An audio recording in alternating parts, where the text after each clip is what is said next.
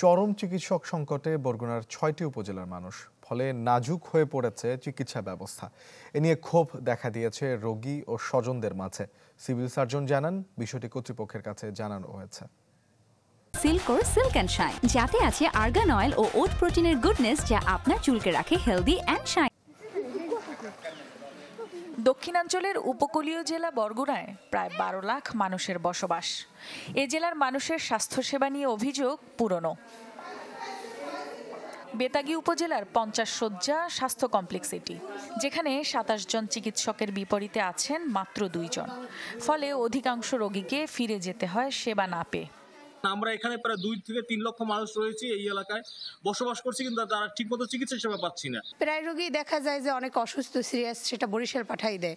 বরিশাল যে যাওয়ার মতো একজন রোগীর সামর্থ্যও থাকা দরকার। একই অবস্থা পাথরঘাটা উপজেলার স্বাস্থ্য কমপ্লেক্সের। এখানে ২৭ জন ডাক্তারের জায়গায় সেবা দিচ্ছেন মাত্র ১ জন। শুধু বেতাগী ও পাথরঘাটা উপজেলা স্বাস্থ্য কমপ্লেক্স নয়, চিকিৎসক সংকটে ভুগছে তালতলী, বামনা সহ মোট ৬ উপজেলার মানুষ। এখানে ৫০ শয্যা বিশিষ্ট একটা হাসপাতাল, এখানে যদি চিকিৎসা না পায় মানুষ কতটা যে দুর্বিষহ জীবনযাপন তারা এখানে ভোগ করে। বরগুনায় যদি পর্যাপ্ত পরিমাণ ডাক্তার থাকতো হসপিটালে, তাহলে আমাদের আর চিকিৎসার জন্য বরগুনার বাইরে যাইতে হতো না।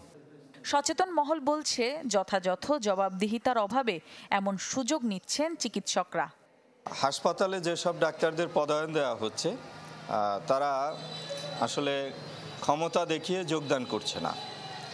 তো এই ক্ষেত্রে আমার মনে হয় যে স্বাস্থ্য বিভাগের নজরদারির অভাব রয়েছে এবং জবাবদিহিতার অভাব রয়েছে। তিনি সরকারি চাকরি করে সেখানে তার রিপুটেশনটাকে ক্যাশ করে বাইরে প্র্যাকটিস করবেন, কিন্তু গ্রামে আসবেন না, সার্ভিস দেবেন না, বেতন নেবেন, এটি হতে পারে না। সিভিল সার্জন জানান, জেলায় নতুন ১৩ জন চিকিৎসক নিয়োগ দেওয়া হলেও যোগদান করেছেন মাত্র ৪ জন। এ বিষয়ে দ্রুত ব্যবস্থা নেওয়ার আশ্বাস দেন তিনি। যদিও তাদের সেই আদেশে লেখা ছিল ৩ দিনের ভিতরে যোগদান করতে হবে, কিন্তু বাদবাকি ডাক্তাররা যোগদান করে নাই এখনো, এবং এই ব্যাপার ঊর্ধ্বতন কর্তৃপক্ষকে লিখিত করে জানানো হয়েছে। জেলার ৬ উপজেলায় ১৪৭ জন চিকিৎসক থাকার কথা থাকলেও আছেন মাত্র ১৪ জন। Desk report, channel 24।